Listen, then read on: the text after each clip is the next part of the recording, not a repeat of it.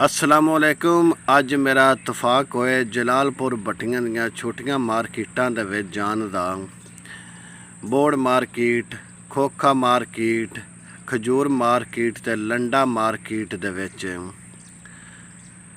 ते खोखे मार्केट तो वड़दियां साड़ी आ छोटा जिहा एक बाज़ार आउंदा ना, कट दिता गया है सारियां बाज़ारां नूं, ये टच करदे ने। लेकिन इस बाज़ार दे विच जिस टाइम वड़िए तो दुकानां वालियां दा उदों तक यकीन ही नहीं बजदा भी अग्गां 2-2 4-4 फुट असीं ना मलीए तो साडी शै ते जिहड़ा गाहक है वो साडी दुकान च ना आवे। ठीक है, ये भी मन लैने आ तुसीं हुण वेंदे पए हो दुकानां। आ जिहड़ा कट बाज़ार इन्हां दिता है, कट बाज़ार दे विच भी उन्हां दुकानां अगे ला लियां ने, दुकानां ते अगे दुकानां ला लियां ने, अंग पुख्ता उन्हें खोखे लोहे दे खौल बना के उन्हें ला दिते गए ने।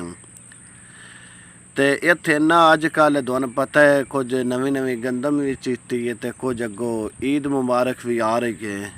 रश ही इन्ना कि जनानियां ही इन्नियां ने, अगर मर्द इन्हां नाल थोड़ा जिहा मोढा टच हो भी जाए ये उत्थे ही रांदी खांदी कसर बंदे दी ला के हथ फदा देंदियां ने। बंदा इन्हां कोल ये पुछे तुसीं इत्थे खलो के करदियां की हो? बाज़ार है ना तो कोई दुकान है। अगर दुकान होंदी तो फिर तुहाडा इतराज़ भी बनदा है। बाज़ार दे विच खलो के खरीदो फरोख्त करनी क्या इन्हां औरतां वास्ते जायज़ है या इन्हां दुकानदारां वास्ते जायज़ है भी बाज़ार दे विच दुकानां लानियां? ते मेरी टाउन कमेटी वाले नाल अज तो तकरीबन 6 महीने पहले गलबात हुई है बई कट बाज़ारां दे विच इन्हां छोटियां छोटियां दुकानां ला के ते जिंदे विच आउण जाण वाले खरीददारां नूं गुज़रगावां नूं मुश्किलात दा सामना हुंदा है। और उस तो बाद जिहड़ियां औरतां ने उन्हां नाल मोढा टच हो जाए ते पता नहीं वो बंदियां नाल अगों मर्दां नालों की करदियां ने। ते कुछ मोटरसाइकिलां वाले भी नौजवान इत्थों ही गुजरते हैं।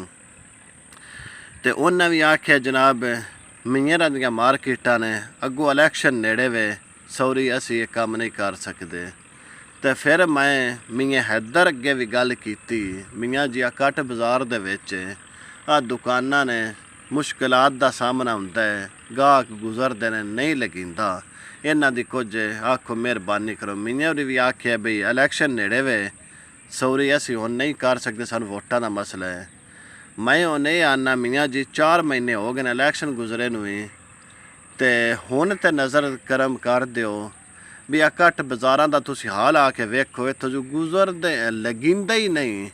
अगर लगी जावे तो मुड़ ते ठीक है, लगींदे नहीं। उन्हां दोवां साइडां ते आ कट बाज़ारां दे दोवां साइडां ते उन्हां अपनियां दुकानां लाइयां ने।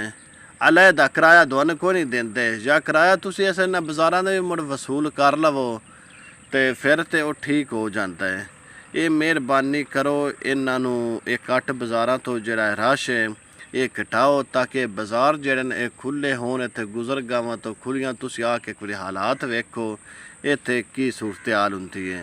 सारियां बाज़ारां दा ये हाल है तो अगों ईद भी सिर ते रश भी इंज है तो वो ना आवे इत्थे कोई कम पै जाए।